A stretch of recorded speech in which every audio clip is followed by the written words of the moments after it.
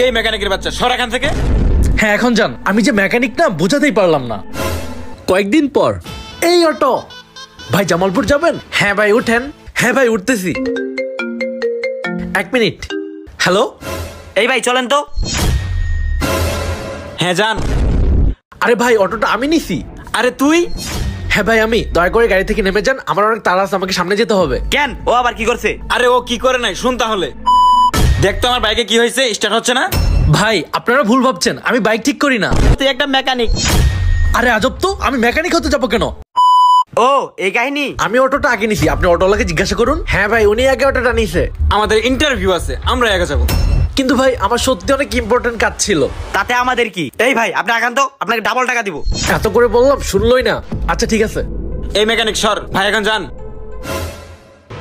এখন আমি আরেকটা অটো কোথায় পাই? আমাকে যে কাজে যেতেই হবে। কিছুক্ষণ পর কি রে